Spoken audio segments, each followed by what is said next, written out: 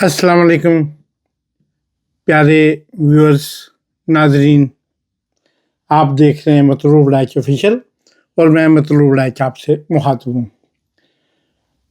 اکثر ہم سیاست پہ، ورلڈ کرنٹ افیئرس پہ اور ہسٹری پہ اور پھر سیاحت پہ، فوڈ پہ پروگرام کرتے ہیں ڈیلی کی بنیاد پہ الحمدللہ۔ میں نے سوچا پچھلے 3 سالوں میں نے کم از کم 75 to 80 کنٹری کا ٹور کیا ہے۔ ٹوٹل میں نے جو اب تک ارلی 80s سے لے کے تقریباً 131 کنٹری میں نے پوری دنیا کے دیکھے ہیں، اور ان کنٹریز کے ایک نہیں 2 3 شہروں کا 4 شہر، پوری کنٹری کا بھی کئی ایسے کنٹریز ہیں جن کا پوری کنٹری کا بھی میں نے وزٹ کیا ہے، تو ان کے ایک سے زیادہ ایئرپورٹس دیکھنے کا موقع ملا۔ تو اس طرح درجنوں میں نہیں، تقریباً سینکڑوں میں ایئرپورٹس کا احوال دیکھ چکا ہوں، سفر کر چکا ہوں، اور اسی طرح الحمدللہ 1 2 نہیں درجنوں ایئر لائنس کو اپنے روٹس کے طور پر، اپنی کیریئر کے طور پر استعمال کر چکا ہوں یا کر رہا ہوں۔ ابھی ریسنٹلی چند دن پہلے میں افریقہ کے، پاکستان، افریقہ، دبئی اور یورپ، اٹلی وغیرہ کے ٹور سے واپس آیا، تو میں نے کہا کہ مجھے اس دفعہ کچھ ہر دفعہ نیا سیکھنے کو ملتا ہے۔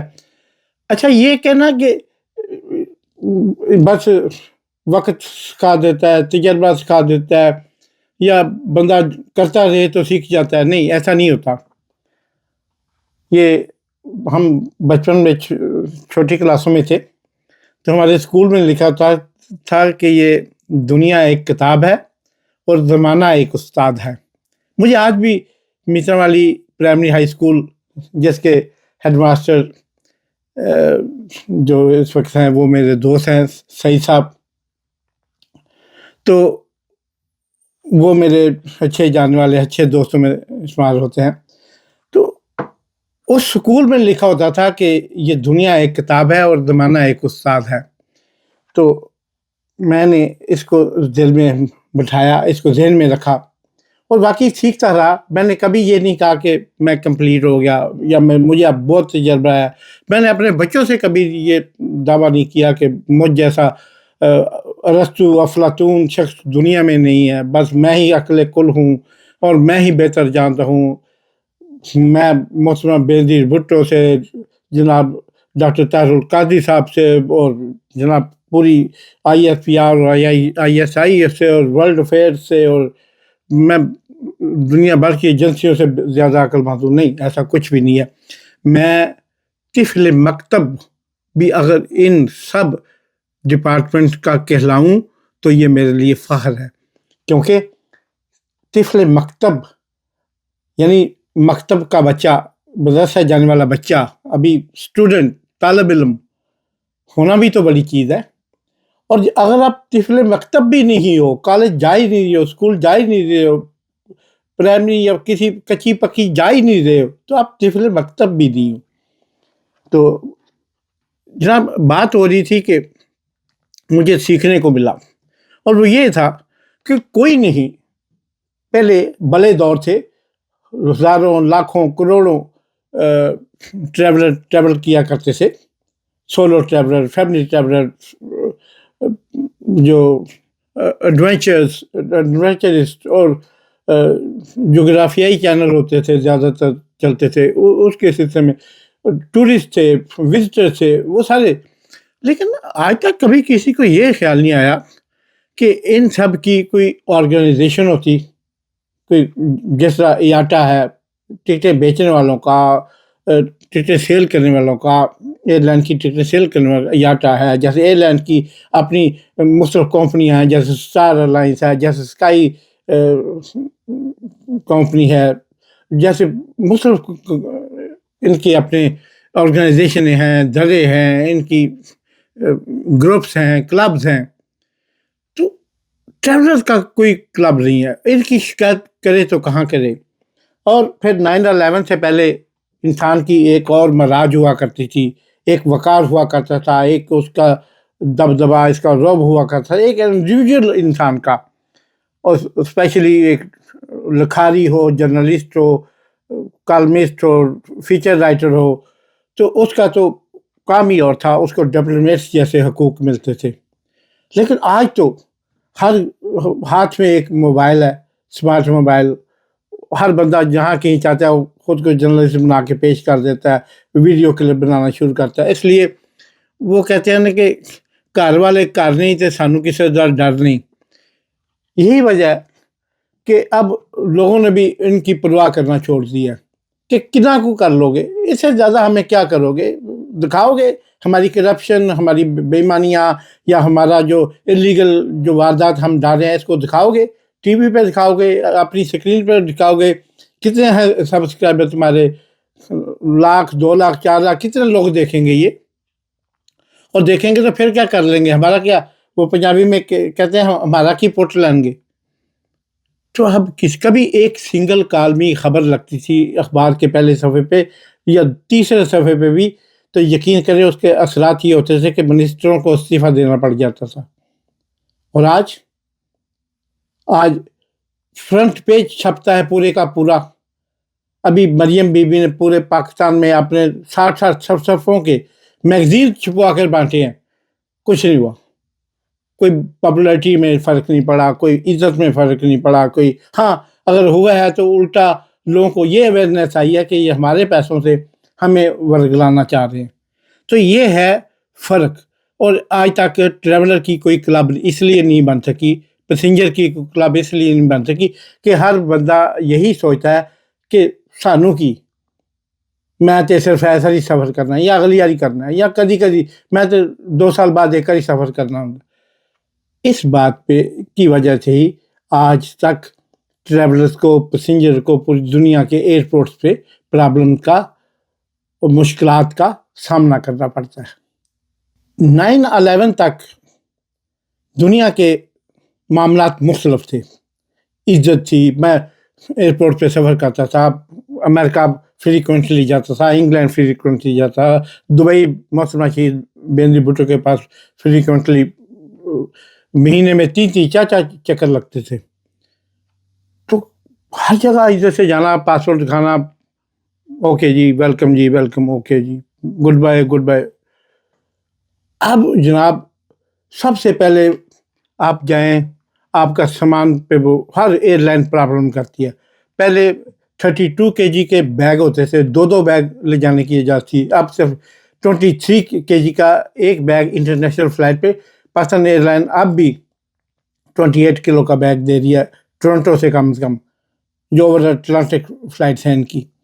لیکن باقی تمام ایئر لائن 23 kg کا 1 یا 2 بیگ الاؤڈ کرتی ہے. یورپین ایئر لائن تو ایک ہی کرتی ہیں، باقی دوسری ایئر لائن جیسے افریقن یا ایشین وہ 2 بھی کر دیتی ہیں اپنے سینئر کو. لیکن 23 kg کے کہاں 32 kg کے 2 بیگ، کہاں 23 kg کا 1 بیگ. اور ہاتھ والا بیگ جو ہے اس میں جناب کیری بیگ جسے کہتے ہیں، آپ جسے کیری کرتے ہیں، اس میں آپ کے 7 kg یعنی اس کا اپنا کا وزن 2.5-3 کلو ہوتا ہے، اور 7 kg آپ کو ٹوٹل آپ کے ڈاکومنٹس ہوتے ہیں، کاغذات سے ہی وہ پورا ہو جاتا ہے. آپ پانی کی ایک بوتل نہیں لے جا سکتے، ایک ایسی سادہ بوتل آپ کو 500 ملی گرام کی یعنی آدھا لیٹر کی بوتل آپ کو اندر لے جانے کی اجازت نہیں. ابھی میں ایک ایئرپورٹ پہ ایتھوپیا کے ایک ایئرپورٹ پہ تھا، تو ادھر ایک بنگلہ دیشی فیملی تھی، اس کو تنگ کر رہے تھے. ان کے وہ 250 ملی لیٹر والا ایک کین مل گیا ان کے سامان سے. ان کا بچہ کہہ رہا میں نہیں یہ دینا، میں نے ساتھ لے جانا ہے. کوک کا کین تھا. تو وہ اسے کہہ رہے نہیں یہ نہیں جانے دینا، یا آپ اس کو پئیں یا اس کو پھینکیں. میں آ گیا، میں نے کہا کیا کر رہے ہیں آپ کے لا میں ہے کہ 250 ملی لیٹر سے چھوٹا جو بھی ہوگا یا اس تک آپ کو لیکوڈ لے جانے کی اجازت ہے. تو پھر آپ اس طرح کیوں کر رہے ہیں؟ خیر کافی بحث کے بعد وہ سمجھ گئے کہ میں نے کیمرہ بھی نکال لیا. میں نے کہا اچھا اب جو ہوگا آن کیمرہ ہوگا. وہ سمجھ گئے کہ ہمارا واسطہ کسی غلط بندے سے پڑ گیا. انہوں نے خیر اس فیملی کو کہا اوکے جائیں چلیں ٹھیک ہے. اسی طرح ایئر لائن پہ آپ چلے جائیں, سامان بک کرائیں, وہ 7 کلو والا بیگ بھی آپ کیری بیگ بھی آپ کے پاس ہے. جہاز کے گیٹ پہ جائیں آپ کو جناب وہ اس پہ تنگ کرتے ہیں, نہیں جی یہ جمع کرائے, یہ آپ کو آپ کی ڈیسٹینیشن پہ مل جائے گا آپ کو آپ کے سامان کے ساتھ. بھائی کیوں؟ ایک بندے کی اس میں میڈیسن ہو سکتی ہے, اس بندے کی لائف سیونگ میڈیسن ہوتے ہیں, دوران سفر ضرورت پڑ سکتی ہے, کہیں سٹاپ ہوتا ہے بندے کا, اس سٹاپ میں آپ کو آپ کی میڈیسن کی ضرورت, کسی ڈاکومنٹ کی ضرورت پڑ سکتی ہے جو آپ نے ساتھ رکھے ہیں.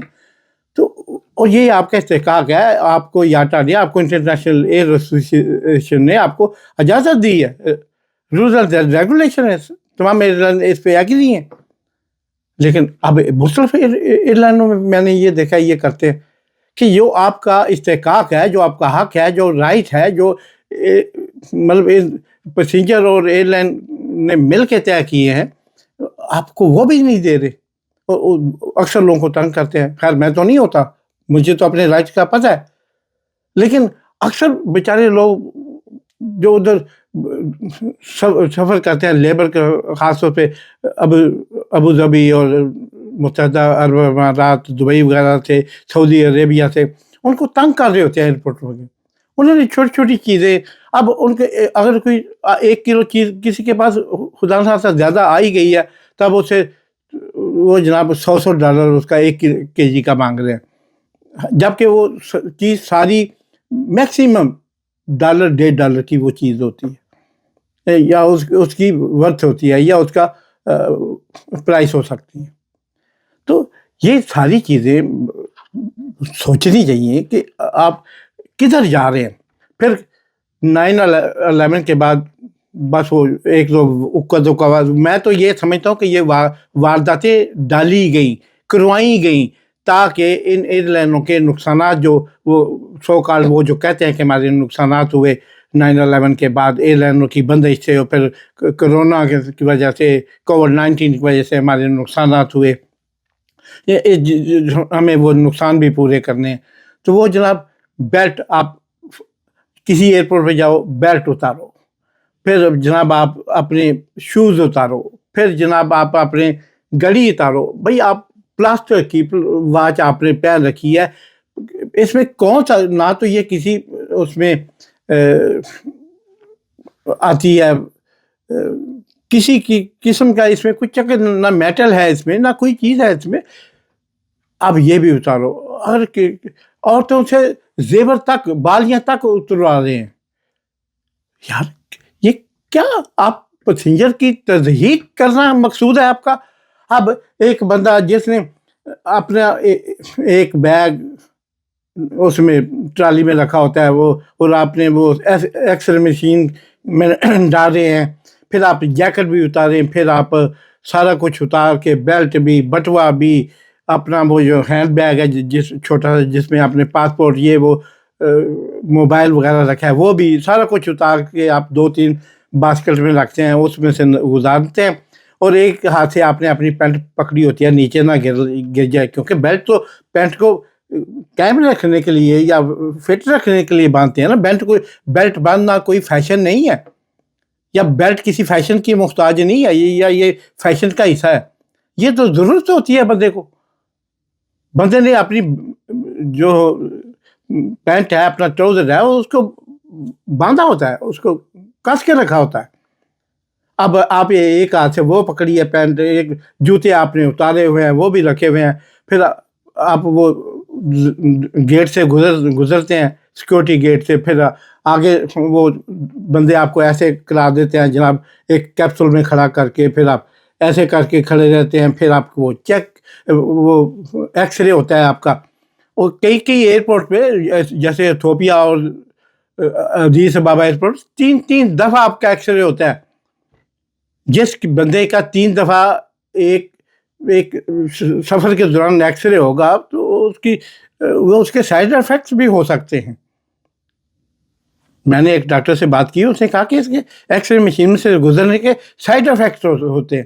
تو ایسی ایسی مصیبتوں کا اب جو انسانوں کو سامنا کرنا پڑ رہا ہے. اب جناب ایکس رے مشین سے آپ گزر گئے، آگے آپ کا سامان جو ہے وہ پیچھے دوسرا سامان اس کو ٹکرا رہا ہے کیونکہ آپ اس کو اتار نہیں دے. آپ آئیں گے تو اس سامان اترے گا. سامان جناب آپ اتارتے ہیں، ادھر کسی کا بٹوا گم ہو جاتا ہے، کسی کا والٹ گم ہو جاتا ہے، کسی کی بیلٹ گم ہو جاتی ہے کہ ڈھونڈ رہا ہوتا ہے کسی دوسرے نے تو نہیں پکڑ لی. عجیب تسلی مچی ہوئی ہوتی ہے. پھر آپ کو جوتا بھی پہننا ہے. پھر اب انہوں نے بیٹھنے کے لیے کوئی کرسیاں بھی نہیں بھی بنائی ہوئی رکھی ہوئی ہوتی کسی بھی ایئرپورٹ پہ، پاکستان ہو یا نیو یارک ہو یا ہیتھرو ہو یا یورپ کا کوئی ایئرپورٹ ہو یا افریقہ کا کوئی ایئرپورٹ ہو، انہوں نے کرسیاں بھی نہیں رکھی ہوتی. آپ جب کھڑے کھڑے بیلٹ بھی باندھیں، آپ اپنے تسمے جو ہیں بوٹ کے وہ بھی آپ کھول کے دوبارہ کھولیں اور بند کریں. اور پھر جناب سارا سسٹم کرنے میں پیچھے لوگ شور میں چال دیتے ہیں، سامان چکو جی، فری کرے بیلٹ کو، فری کرے پھر سامان والی بیلٹ کو. تو جناب اس طرح کے حالات ہیں. اب کوئی بندہ اس کو بہادر کرنے والے، ایک بندہ جوتا کیا اس نے اس کے ساتھ ڈرامہ کیا انہوں نے جناب وہ سارے جوتے اب اتروانے شروع کر دیے. اگر یار کسی نے سنیکر پہنے ہوئے ہیں، سنیکر میں اب کون سا بمب چھپا ہوتا ہے؟ مطلب یہ ایک یا کسی ایک بندے نے ایسا کیا تو اس کی سزا اب سال 2 دہائیاں ہو گئی ہیں، یعنی 20-25 سال ہو گئے ہیں کہ لوگوں کو یہ سزا بھگتتے ہوئے. خدا کے لیے یہ عمر قید کی سزا ہے تو اب تو عمر قید سے بھی زیادہ عرصہ ہو گیا ہے اس سزا کو بھگتتے ہوئے. یہ جوتے اتارنے والا، یہ بیلٹیں اتارنے والا، یہ گھڑیاں اتارنے والا، یہ ٹوپیاں اتار کے رکھو جی، یہ کرو جی، وہ کرو جی، جیکٹیں اتارو جی.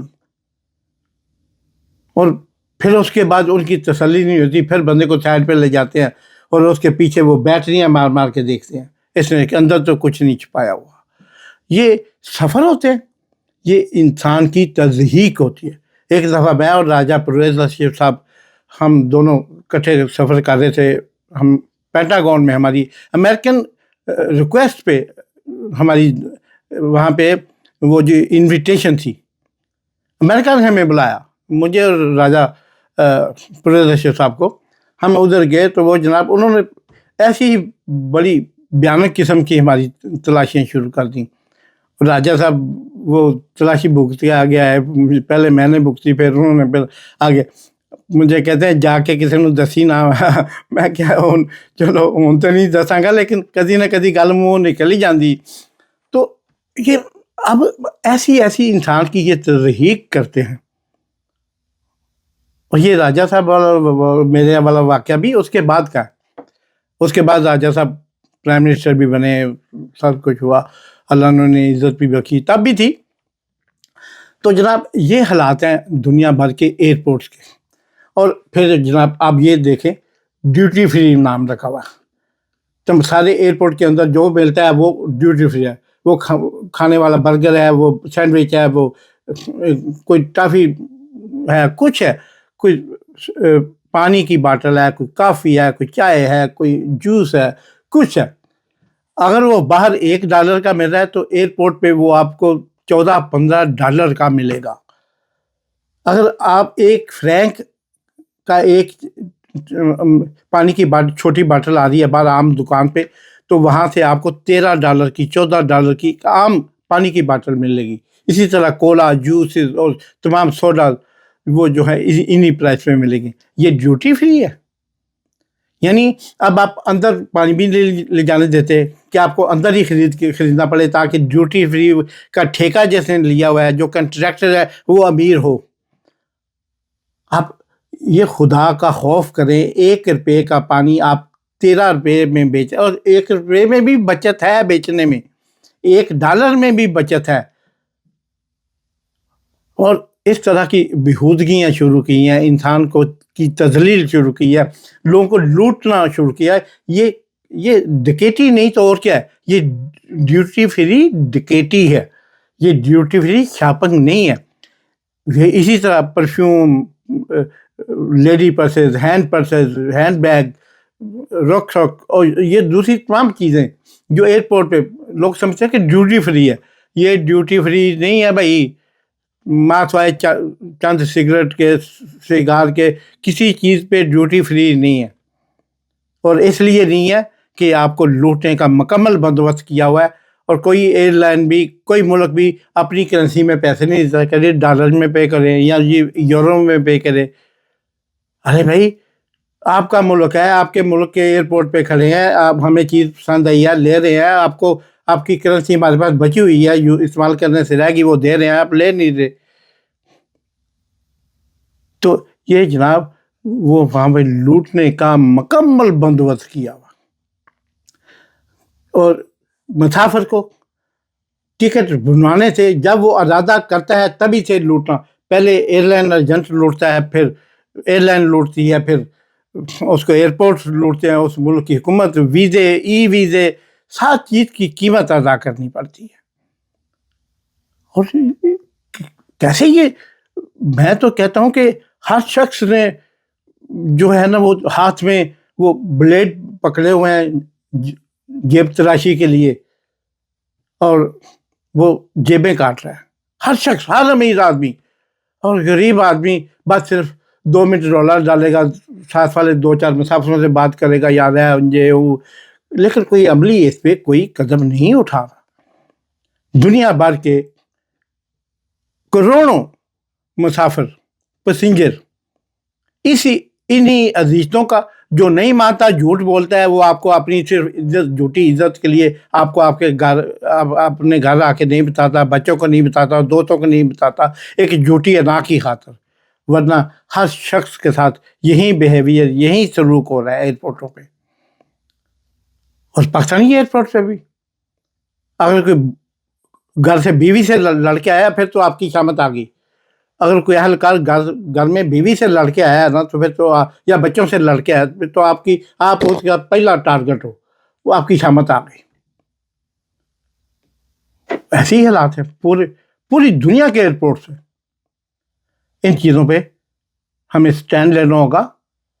ہمیں صرف پاکستانیوں کو نہیں, پوری دنیا کے ٹریولر کو, پوری دنیا کے پیسنجرز کو ان چیزوں پہ, اور انٹرنیشنل آرگنائزیشنوں کو بھی, اقوام متحدہ کو بھی, اور تمام اداروں کو بھی, سویلائزیشن کے جو سارے ادارے, ان کو سوچنا ہوگا. اور ایئر لائن اداروں کو تو خصوصی طور پر سوچنا ہوگا کہ ڈرو اس شخص سے, ڈرو اس دن سے جب پھر تمہارے چارے گراؤنڈ ہو جائیں گے اور تم روتے پھرو گے, مسافروں کو ڈھونڈتے پھرو گے. اللہ عقل سلیم عطا فرمائے سب کو. اور آپ حضرات بھی اپنے حقوق جانیے. کبھی سفر کرنے سے پہلے ایک کتابچہ ضرور پڑھ لیجیے گا کہ آپ کے حقوق کیا کیا ہے, تاکہ آپ کو ناجائز تنگ نہ کیا جائے ایئرپورٹس پہ. دیکھتے رہیے مطلوب لائٹ آفیشیل. اسے لائک کریں, سبسکرائب کریں, دوستوں احباب کے ساتھ شیئر کریں. آپ کی محبتوں کا, چاہتوں کا اور دیکھنے کا